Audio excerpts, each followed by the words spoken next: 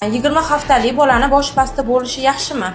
20 haftalikda bolani boshi pastda yoki tepada deb aytilmaydi.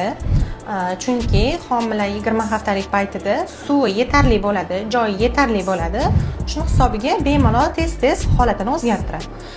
Bolani boshi pastda yoki tepadaligini 28-30 haftadan keyin aytiladi va yoziladi. 31 haftalik homilada yo'ldosh erta yetilishi xavflimi?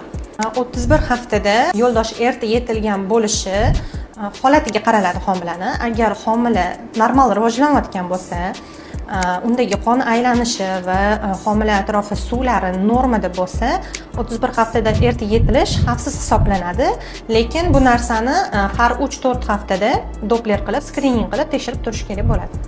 O'zi hayz kuni bo'yicha 19-oktyabr kuni tug'ruq kuni deyilgan, lekin UZIda 6-oktyabr tug'ruq kuni deb aytilyapti. Qaysi biri to'g'ri? Xo'p, 6-oktyabr tug'ruq kuni deyilgani bu oxirgi muddatda, demak, bolani homilani vaznidan kelib chiqib aytilgan. Oxirgi hayz paytiga aytilgan muddat bu demak boshida hisoblangan bo'ladi. Agar birinchi skrining tushilgan paytida oxirgi hayz kuni bilan homilani razmeri o'sha paytda to'g'ri kelgan bo'lsa, orientiri o'sha 19-oktyabrga olinadi.